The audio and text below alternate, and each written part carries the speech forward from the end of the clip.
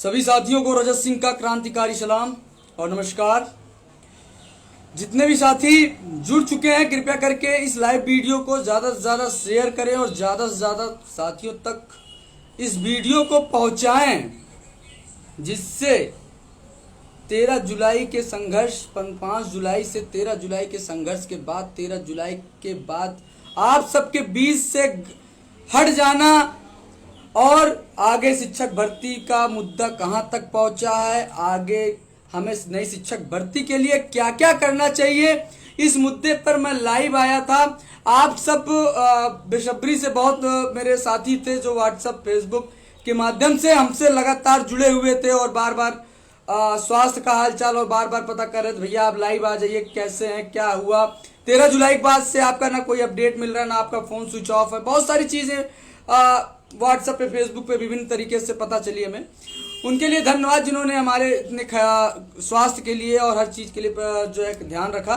लेकिन अब आते हैं कि 13 जुलाई के धरने के बाद ऐसी क्या घटना घटित हुई मेरे साथ कि मुझे आप सबके बीच से हटना पड़ा। पहली चीजें बता दे, 13 जुलाई का धरना था और हम सब शिक्षा मंत्री आवास घेराव में जो है पहुंचते हैं अपने सभी साथियों के साथ। आधे साथी हमारे शिक्षा मंत्री आवास के पास पहुंच जाते हैं, उतने में प्रशासन अपने रूप में आ जाता है और वो गेट बंद कर लेता है। हमारे आधे से ज्यादा साथी, आप लाइव वीडियो देखे होंगे, उस लाइव वीडियो में देखे होंगे कि प्रशासन गेट को बंद कर देते हैं, तो हम दौड़कर जाकर प्रशासन को हटा करके गेट को जबरदस्ती खुलवाकर अपने साथियों को शिक्षा मंत्री आवास के अंदर जबरदस्ती खींच कर लेके आते हैं ताकि धरना सफल हो सके। वहीं से प्रशासन के कुछ लोगों की नजरें हमारे ऊपर पड़ी और कुछ लोगों द्वारा यह हुआ कि इन्हें किसी तरीके से इनको उठा लिया जाएगा तो धरना ऑटोमेटिक स्थगित हो जाएगा। जब वहां से मैंने अपने साथियों को जबरदस्ती शिक्षा मंत्री आवास का गेट खोल करके अपने धरने में संघर्षशील साथियों को अंदर किया गेट के अंदर, उसके बाद वहां के सच्चों द्वारा मुझे गाली दिया गया, जो आप सबको तक पहुंचा होगा, जो सोशल मीडिया में पहुंचा होगा। तो सच्चों ने धमकी दिया,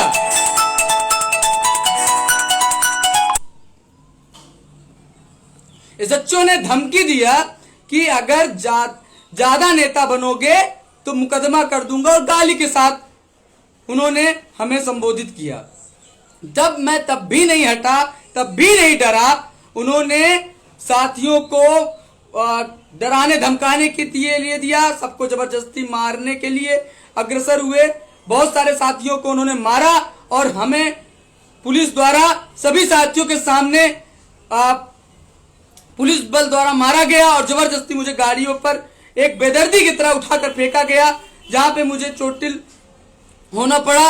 वहां से मुझे प्रशासन एक थाने पे लेके जाती है और थाने पे ले जाकर इतना व्यक्तिगत टॉर्चर, मानसिक टॉर्चर किया गया, मुझे इतना मानसिक टॉर्चर किया गया कि आप सबको मैं क्या बताऊं। मेरे साथ मेरा अनुज साथी था और मैं था, दोनों लोग को ले जाकर पुलिस लाइन में, कि पुलिस लाइन है कि क्या था, वो कौन सा थाना था, वहां ले जाकर हम सबको मानसिक टॉर्चर किया गया और बोला गया अगर ज्यादा नेता बनोगे तो तुम्हारे ऊपर मुकदमा लिख देंगे, ये कर देंगे, वो कर देंगे। तब भी हम सब नहीं डरे।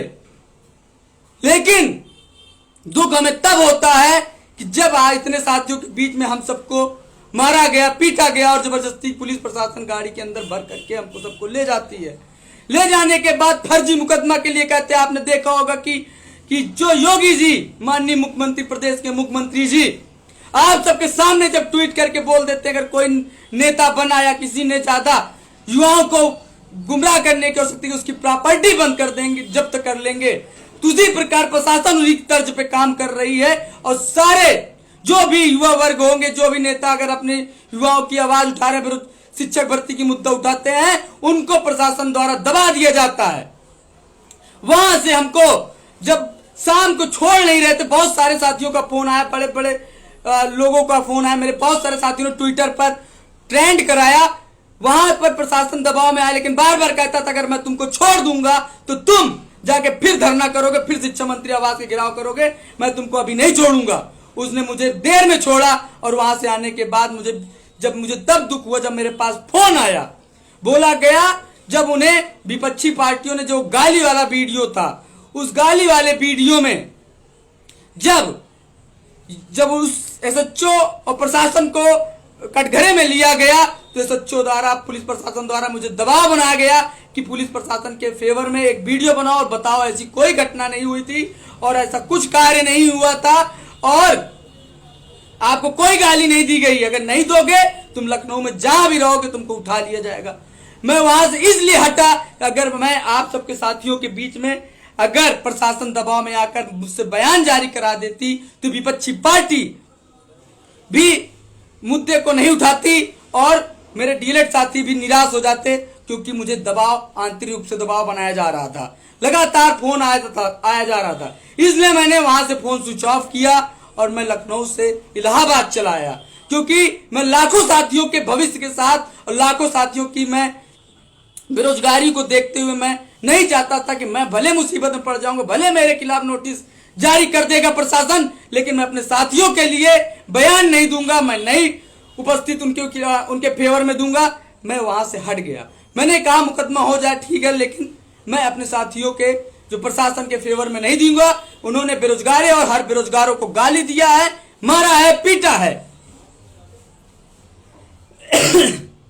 उसी के साथ मैं लखनऊ से इलाहाबाद आया। इलाहाबाद आने के बाद मैं कोविड पॉजिटिव हो चुका था। मेरा स्वास्थ्य आप सबको पता ही था कि बहुत ही ज्यादा खराब था। जांच हुई जिसमें मैं कोविड पॉजिटिव पाया गया और मेरे बहुत सारे साथी जो मुझसे मिले हुए थे, चाहे आकाश शुक्ला जी हो, चाहे रोहित तिवारी जी हो, चाहे अभिषेक हो, चाहे मनीष हो, चाहे रमाकांत हो, चाहे रमन हो, चाहे नमन हो, चाहे मंगल हो, जितने भी साथी कन्नौज के हो, चाहे इलाहाबाद के, जितने भी साथी मेरे टच में थे, सब बीमार हो चुके थे, सब अत्यधिक बीमार हुए थे। किसी के पास इतना संघर्ष करने की क्षमता नहीं थी कि आगे का धरना हो, और उधर मेरे ऊपर प्रशासन के ऊपर दबाव था अत्यधिक, जिसे मुझे भी लगा कि अगर इस टाइम मैं अगर आगे आता हूं तो मुझे किसी न किसी कारण फर्जी तरीकों में फंसा करके मुझे शांत करा दिया जाएगा और ये जो शिक्षक भर्ती का धरना है उसको ये सब किसी न किसी तरीके से रोक देंगे। इसलिए मैं शांत होकर बैठ गया। अब आपसे बताना चाहता हूं कि ये मुद्दा था, बहुत सारे साथी हमारे पूछ रहे थे कि आपका 13 जुलाई के कारण ऐसा क्या घटना घटित हुई जो है कि रजत भाई आप शांत हो गए, ऐसा क्या हुआ कि सोशल मीडिया हर जगह गायब हो गए। तो आपको मैं बता देना चाहता हूं, प्रदेश सरकार द्वारा हो या प्रशासन, ये सारे नेतृत्वकर्ताओं को दबाना चाहती है, उनकी आवाज को दबाना चाहती है, इसलिए मुझे मजबूरन आप सबके बीच से हटना पड़ा। लेकिन ये रजत सिंह वादा करता है कि बिना नई शिक्षक भर्ती के लिए निकलवाए आप सबके शांत नहीं बैठूंगा। बस एक सफल रणनीति के लिए मैं काम करता हूं। जिस प्रकार 5 जुलाई से 13 जुलाई का धरना इतिहास में या विपक्षी पार्टियों में जिस प्रकार से धरना हुआ और हम बेरोजगारों की आवाज सरकार तक पहुंची, उसी प्रकार मैं आगे जब तक मैं अपनी रणनीति पर एक बार फिर मजबूती के साथ तैयारी नहीं बना लूंगा, तब तक मैं अगली रणनीति के साथ धरना को करने में असमर्थ रहूंगा। बाकी मुझसे पहले जो भी साथी धरना देगा, चाहे जो साथी हो, चाहे बीटीसी, कोई भी साथी धरना देगा, डीएलएड जो भी मेरे साथी धरना देंगे, मेरा उसमें पूर्ण समर्थन है। लेकिन मैं धरना दूंगा अपने रणनीति के तहत, क्योंकि ये प्रदेश सरकार को नतमस्तक करना, इनसे मांग पूरी कराना कोई छोटी चीज नहीं है। एक धरना, 2 धरने से कुछ नहीं होने वाला। अब अगली जो मैं रणनीति के साथ आऊंगा, आंदोलन के साथ आऊंगा, इस प्रदेश सरकार तक पहुंचाकर आगामी चुनाव अगर होगा तो डीएलएड के लिए एक बड़ी भर्ती के साथ होगा।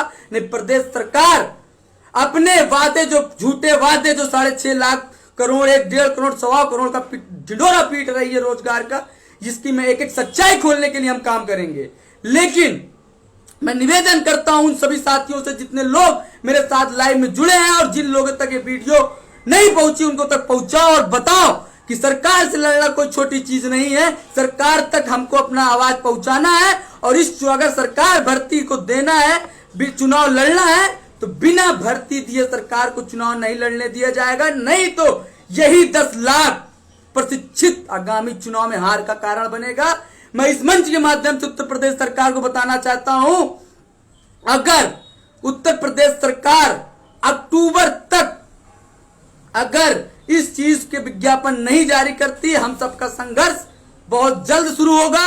हमारी रणनीति है कि हम आंदोलन के लिए बात दोगे, धरने से तो मुझे कुछ नहीं लगता कि होगा, क्योंकि मैं देख चुका हूं हर स्तर से अपने भाइयों के लिए लड़ा, अंतिम तक लड़ा, सरकार तक बात हुई। मैंने हर स्तर से प्रयास किया, ज्ञापन प्रणाली और जिले में सांसद, विधायक, डीएम सबको ज्ञापन दिया है, पोस्टरबाजी, हर जिले में पोस्टर चिपकाया गया, काला दिवस मनाया गया प्रदेश में, ट्विटर अभियान चलाया गया, विधानसभा का घेराव किया गया, SCRT का घेराव किया गया, शिक्षा मंत्री का आवास घेराव किया गया, लेकिन हल हम सबके पास शून्य है। क्यों शून्य है? क्योंकि इस समय प्रदेश सरकार हम सबकी एकता, अखंडता को नहीं पहचान रही है। कहीं ना कहीं हम सबकी संख्या, हम सबकी आवाज ही सरकार को मजबूर नहीं कर पा रही है। यही संख्या है जो 10 लाख लोग आज प्रशिक्षित नई शिक्षक भर्ती का इंतजार कर रहे हैं। अगर इसमें से 10% या हम कह रहे 5% लोग अगर लखनऊ की धरती पर संघर्ष करने के लिए, आंदोलन के लिए अब बाध्य हो, मैं आपको वादा करता हूं कि इस समय मैं प्रदेश सरकार से 1 महीने के अंदर विज्ञापन जारी कराने के लिए प्रयासरत रहूंगा। लेकिन इसमें कहीं ना कहीं आप सबका भी सहयोग और साथ चाहिए। हम सब भी चाहते हैं कि भर्ती आए, मेरे साथियों को नौकरी मिले, लेकिन सरकार सुनते हुए भी मीडिया हो सबके माध्यम से हमने उनको अवगत कराया, लेकिन ये सरकार हम सब की एकता को क्यों नहीं पहचान रही? कहीं ना कहीं हमारे आप में कमियां हैं। हम सब ट्विटर और फेसबुक के माध्यम से सरकार को हराने और जिताने का काम करते हैं। जिस दिन हम सब जमीन पे उतर कर सरकार से सवाल करेंगे, आप हमें रोजगार नहीं देंगे तो हम आपको वोट नहीं देंगे, हम अपने वोट से चोट करेंगे। इस बात के साथ आप सब संघर्ष मेरे साथ करेंगे। जो मैं तैयारी बनाया हूं, मैं चाहता हूं कि इस तैयारी में मैं जरूर कह रहा हूं, एक जन सैलाब के साथ इस लड़ाई में सरकार क्या, राष्ट्रीय स्तर के माननीय प्रधानमंत्री और गृह मंत्री अमित शाह जी मजबूर ना हो जाए बयान देने के लिए, तो मुझे बताइएगा। जो ये हम सब लड़ाई लड़े हैं, इस लड़ाई को प्रादेशिक स्तर पे लड़ा गया है और मेरी जो रणनीति है उस रणनीति को भी मैंने बनाया है। लेकिन इस लड़ाई के लिए हमें राष्ट्रीय लेवल से भी लड़ाई लड़ी पड़ेगा, प्रादेशिक स्तर से भी लड़ना पड़ेगा। इस लड़ाई के लिए हमारी जो कमजोरी है उस चीज को मैंने देखा।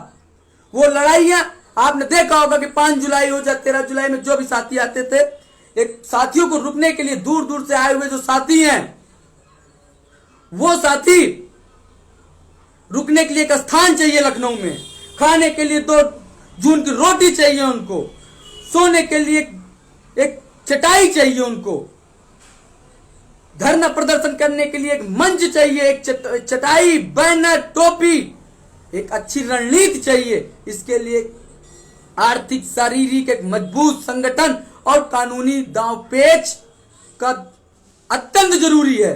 अगर नेतृत्वकर्ता आप सबके बीच में प्रशासन उसको उठा लेती है तो आपके ट्विटर, फेसबुक से कुछ नहीं होता है, जब तक आपके बैकग्राउंड पर किसी बड़े नेता, किसी वकील का साथ ना हो।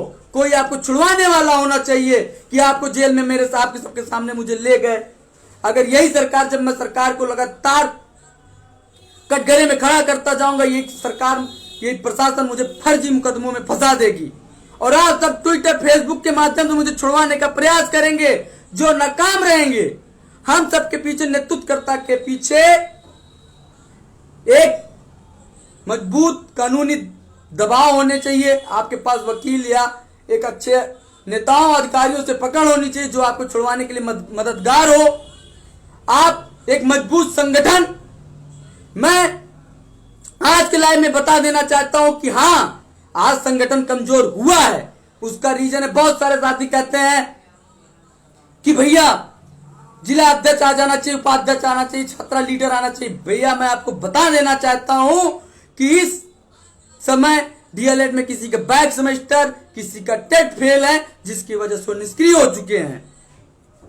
आजकल उसी की वजह से कारखानी अधिकतर जिलों की निष्क्रिय चल रही है। लेकिन बहुत जल्द इस मंच के माध्यम से बता दे रहा हूं, डीएलएड प्रशिक्षु मोर्चा एक बार फिर पूरे उत्तर प्रदेश में एक कारखानी का गठन करेगा। 14 बैच, 15 बैच, 17 बैच, 18 बैच के सक्रिय प्रशिक्षण पूर्ण कर चुके टेट पास प्रशिक्षितों को एक बार फिर से आगे लाएगा जिले से, और वहां से उन कार्यकारिणियों को सक्रिय करके उनको लेकर एक बड़े आंदोलन के लिए हम प्रदेश स्तर पर, राष्ट्र स्तर पर हम संघर्ष करने के लिए तैयार होंगे। अगर प्रदेश स्तर पे आंदोलन पे सरकार नहीं सुनेगी तो हम राष्ट्रीय स्तर पे धरना प्रदर्शन कर राष्ट्रीय पार्टी भाजपा को दिल्ली की सड़कों पर बता देंगे कि अगर आपने उत्तर प्रदेश के युवाओं को नई शिक्षक भर्ती नहीं दिया तो पूरे भारत में आपका प्रचार होगा कि आपने जो एक रोजगार के नाम पर एक पैसे का आप काम नहीं करते हैं। बस मैं इतना चाहता हूं, आप सब संगठित रहें। मैं चार चीजें जो चीज है मुझे लगी, इस चीजों को मजबूत करना चाहिए, क्योंकि मजबूत से ही जो देखता हूं 2 दिन 4 दिन 10 दिन में धरना हो जाता है। मुझे पता है, मेरी संवेदना है। सरकार, मुख्यमंत्री, प्रदेश का मुख्यमंत्री, शिक्षा मंत्री लाखों प्रशिक्षित की भावनाओं को न समझकर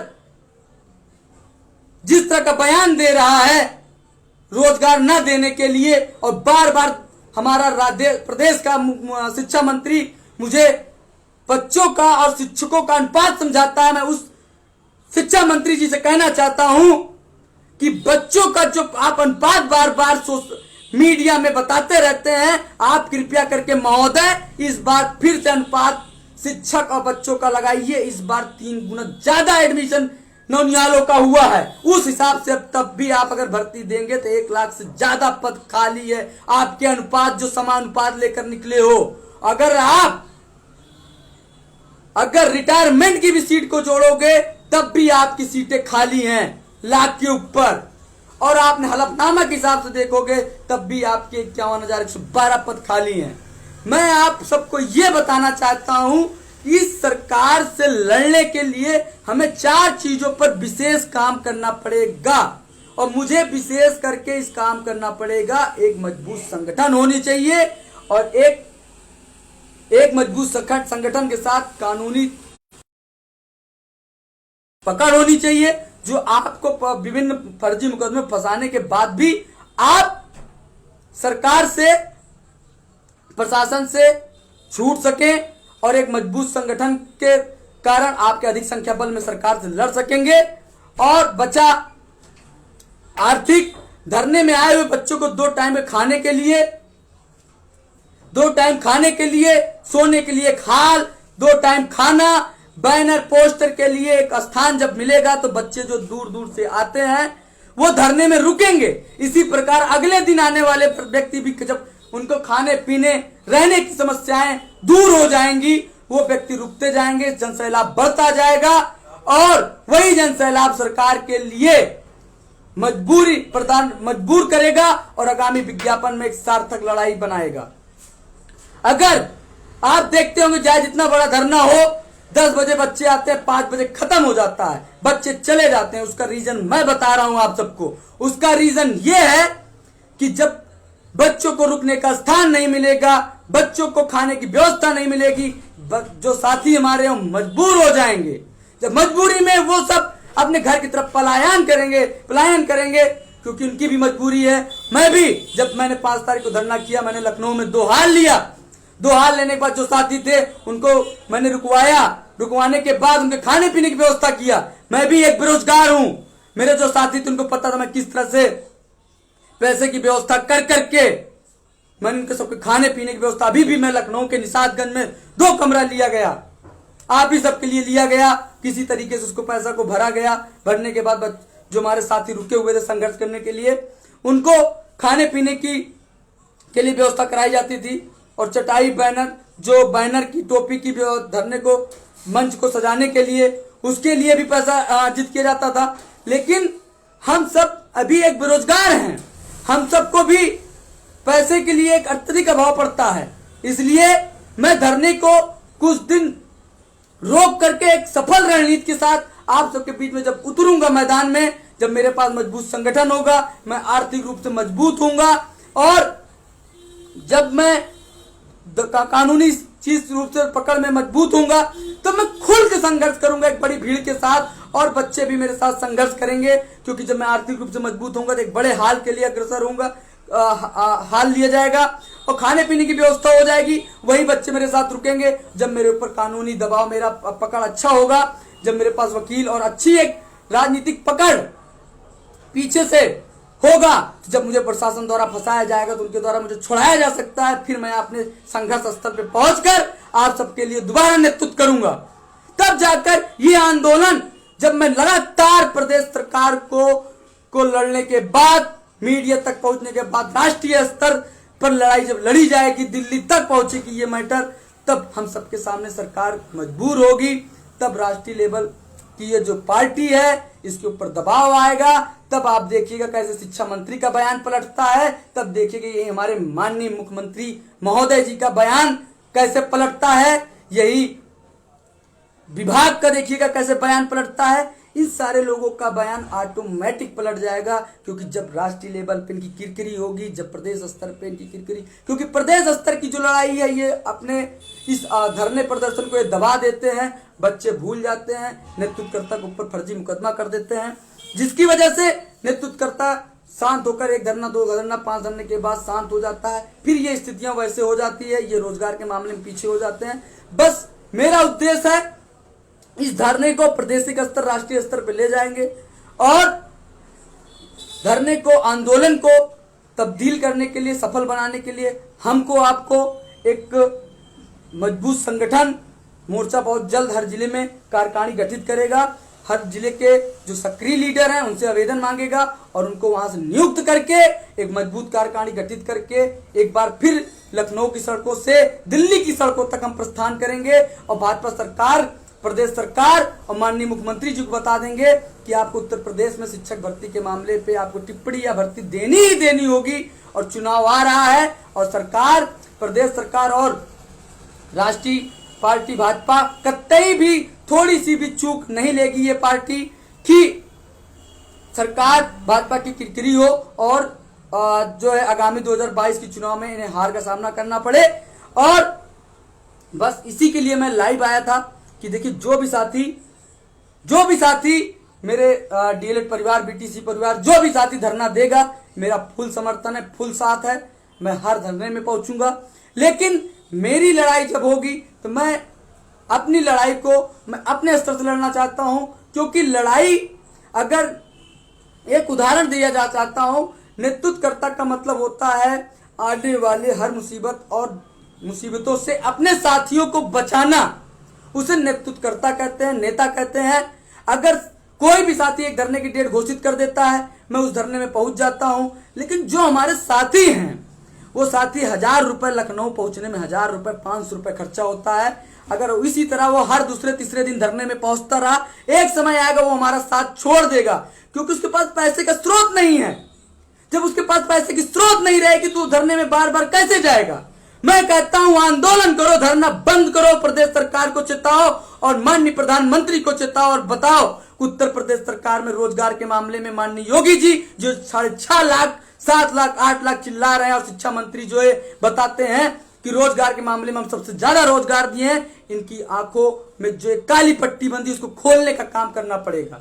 लेकिन धरना नहीं, अब आंदोलन चलेगा, बच्चों को रोकना पड़ेगा, क्योंकि बच्चा जो साथी हमारा है वो घर से निकलने के बाद जब लखनऊ की सड़कों पे पहुंचता है, एक दिन आने के बाद दूसरे दिन लौट जाता है। क्यों लौट जाता है? उसकी कमियों को सोचो, उनकी कमियों को सोचो कि कमी क्या, उस कमी को पूरा करो। अपनी कमी, हमारी कमी एक मजबूत संगठन को हमने नहीं संचालित कर पाया, हर जो फेल है उनको हटा करेंगे, नए लोग को दो, जो टेट पास है, जो आगामी प्रशिक्षित भर्ती के लिए अग्रसर है उसको बनाओ, जो बैक सेमेस्टर उनको हटाकर नए लोग को लाए। जब वो कार्यकारिणी सक्रिय होगी, अपने जिले के लोगों को जोड़ेगा, भर्ती में आएगा। इसलिए मैं मजबूत संगठन, आर्थिक रूप से मजबूत और कानूनी दबपेच में मजबूत होने के बाद कुछ समय पश्चात मैं उतरूंगा लखनऊ की सड़कों पे, और उतरने के बाद ये रजत सिंह वादा करता है ये आंदोलन राष्ट्रीय लेवल तक लड़ा जाएगा, और तब तक लड़ा जाएगा जब तक उत्तर प्रदेश सरकार भर्ती का विज्ञापन नहीं देगी, तब तक लड़ा जाएगा और झंडा दिल्ली की सड़कों पर फहराया जाएगा।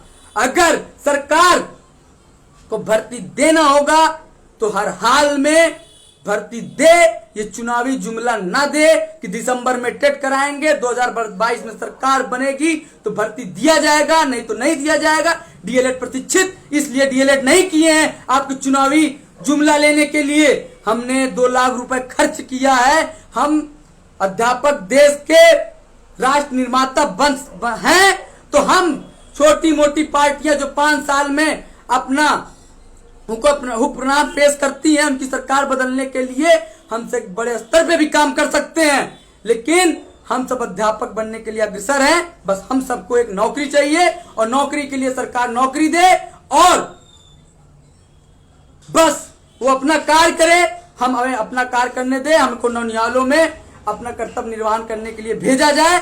बस मैं इसी के लिए लाइव आया हूं और मैं समझाना चाहता हूं जो भी साथी, मैंने फिर बताया इस धरने के मन के मांचे फिर बता रहा हूं, मेरा धरना जब हम सबका धरना जब होगा, इन कमियों को पूरा करके लखनऊ की सड़कों से दिल्ली की सड़कों पर उतरने का काम करेंगे। बाकी जो उससे पहले जो भी साथी धरना देगा, उस साथी का धरने में मेरा तन मन धन सबसे सहयोग है। लेकिन वो इस चीजों को सोचे, विचार करे कि शिक्षा मंत्री मुख्यमंत्री के बयानों से हमें पता है बहुत सारे डीएलएड साथी मानसिक अवसाद में चले गए हैं। लेकिन एक नेतृत्वकर्ता का फर्ज होता है कि इस समय जब साथी एकदम डिस्टर्ब हो, मानसिक आहत हो, तो वहां पर उचित सोच, उचित रणनीति के साथ संघर्ष में उतरा जाता है। न कि जो हमारे प्रशिक्षित साथी हैं वो मानसिक परेशान हैं, उनको ये लग रहा है कि जितना जल्दी धरना होता जाएगा सरकार तक बात पहुंचेगी। लेकिन मेरा मानना है कि हम धरना इतने बड़े बड़े कर चुके हैं, लेकिन सरकार जानते हुए भी ध्यान नहीं दे रही है, बार बार जवाब दे रही है। तो हमें उचित सुधार और उचित रणनीति के साथ हमें उतरना पड़ेगा मैदान में। इस तरह हम जल्दबाजी में अगस्त 2 दिन 4 दिन 5 दिन में धरना करते रहेंगे तो एक समय जो प्रशिक्षित साथी दूर दूर से आते हैं, उनके पास पैसे के स्रोत नहीं है, वो एक धरना को अटेंड करेंगे, दूसरे धरने में नहीं आ पाएंगे। इसी तरीके से आप बच्चों के अंदर निरस्ता आती चली जाएगी कि धरने का कोई सार्थक हल नहीं हो रहा है और हम सबको अब धरने से कुछ नहीं होगा। इसी प्रकार वो सब निष्क्रिय होकर किसी न किसी विभाग में जाने के लिए तैयारी करने लग जाएंगे। तो बस इस चीज को हर साथी को ध्यान देना होगा कि धरने की डेट जाए जो घोषित करे, मेरे सब पे सब समर्थन है। लेकिन एक नेतृत्वकर्ता की अहमियत से रणनीति बनाए। इस तरह से कुछ साथी जो हमारे साथी मुझे पता है, उनके साथ मेरी संवेदना है कि जो मुख्यमंत्री हमारे प्रदेश का मुख्यमंत्री को इस तरह का बयान नहीं देना चाहिए, शिक्षा मंत्री को नहीं देना चाहिए।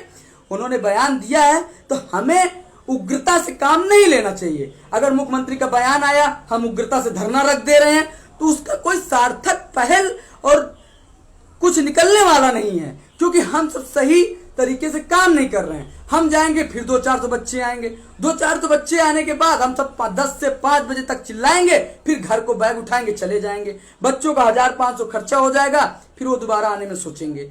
तो हमारा उद्देश्य है कि आप सब जो भी धरना जिसकी मन है वो जाए धरने में, लेकिन एक उचित रणनीति, उचित समय के बाद रण क्षेत्र आंदोलन के लिए आंदोलित हो, उसके बाद तभी बैग घर पर रखें, तभी पैर कदम पर रखें जब हम सबकी मांग पूरी हो जाए।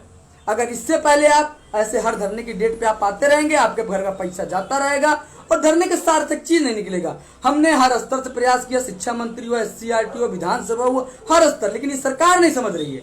लेकिन जो कमियां हैं उस कमियों को आप समझिए। एक बार घेराव हुआ, फिर अगले दिन करो, फिर अगले दिन करो, फिर यहाँ घेराव करो, वहां घेराव करो। जब प्रदेश सरकार के हर विभागों से लेकर हर जगह घेराव करने के बाद सार्थक लड़ाई ना हो, तब अलग अलग रणनीतियों के साथ हमको उतरना पड़ता जाएगा। अब हमें धरने से नहीं, आंदोलन से ही विज्ञापन निकाला जा सकता है। बस इसी के लिए लाइव आया था। अगर कोई साथी कोई प्रश्न पूछना चाहता है पूछ सकता है, लेकिन आपको मैंने जो था सच्चाई, उस सच्चाई और रण क्षेत्र के बारे में बताया कि ये सरकार तक अगर हम सब दबाव बनाएंगे तो आंदोलन करना पड़ेगा। धरने की डेट ऐसे बीच में रखते जाएंगे, एक समय आएगा साथी हटते जाएंगे, निरस्ता आ जाएगी। बाकी मैंने तो फिर कह रहा हूं, चाहे जो धरने की डेट रखेगा, हर धरने मेरा समर्थन है और मैं पहुंचूंगा। लेकिन जो चीजें कमियां हैं, जो एक रण क्षेत्र है और रणनीति है, उस पर काम करके आंदोलन के लिए बाध्य होंगे, एक सफल धरना संघर्ष होगा। बस यही उद्देश्य था। मैं आऊंगा, इन जो तैयारी थी, ये जो आंदोलन को सफल बनाने की जो 4 सूत्र थे, जो 4 तैयारी थी, इस तैयारी के कुछ समय पश्चात में एक जोरदार धरने के आंदोलन के लिए आह्वान के साथ घर से लखनऊ की धरती पर प्रस्थान करूंगा और बिना विज्ञापन लिए नहीं आऊंगा। आपको पता है कि मुंह से निकली हुई मेरी वाणी मरते दम तक चढ़ती रहती है। जिस प्रकार से मैंने लखनऊ से, इलाहाबाद की सरजमी से निकलने से पहले, लखनऊ की धरती पहुंचने से पहले मैंने कहा था कि 5 तारीख की धरना, मैं जब लखनऊ जा रहा हूं तो निर्णायक लड़ाई लड़ के आऊंगा। तो 5 तारीख से 13 तारीख के बीच में मैंने जितना हो सका निर्णायक लड़ाई लड़ी। अब मैं अगली लड़ाई जब लड़ूंगा तो विज्ञापन निकलवाने के साथ ही पूरा मेरा प्रयास और पूरा संघर्ष रहेगा कि वो आंदोलन एक बड़े संघर्ष से प्रदेश सरकार को ऐतिहासिक चीज और डीएलएड के जवानों के बारे में हमेशा याद रहेगा कि हाँ, डीएलएड के जो साथी हैं बहुत ही संघर्षशील हैं, ये सरकार बना और गिरा सकते हैं और सरकार आगामी चुनाव में अहम भूमिका भी निभाएंगे और विभिन्न पार्टी से लेकर मौजूदा सरकार भी डीएलएड की तरफ ध्यान देगी और हमारा ये जो परिवार है रोजगार युक्त होता रहे। यही के साथ मैं अपनी वाणी को विराम करता हूं और मैं बस निवेदन करता हूं, इस लाइव सेशन को, इस लाइव वीडियो को आप अन्य साथियों तक पहुंचाएं। जितने भी यूट्यूबर हैं, जितने भी यूट्यूब चैनल हैं, कृपया करके अपने यूट्यूब पे अपलोड करें और वहां पर साफ साफ लिख दें जो है रजत सिंह द्वारा नई शिक्षक भर्ती की जो रणनीति थी, इस रणनीति को आप ज्यादा से ज्यादा पहुंचाइए। हमारा उद्देश्य है इस रणनीति पर आंदोलन के लिए काम करना होगा, नहीं तो हर दूसरे तीसरे दिन धरना होगा, हम सब निकलेंगे, कुछ सार्थक लड़ाई नहीं होगी। अब आंदोलन के लिए हम निकलेंगे। आंदोलन का मतलब आप समझते ही हैं कि घर से निकला हुआ कदम। आंदोलन तब तक चलता है जब तक आपका मांग नहीं पूरा होता है। बस इसी के साथ धन्यवाद।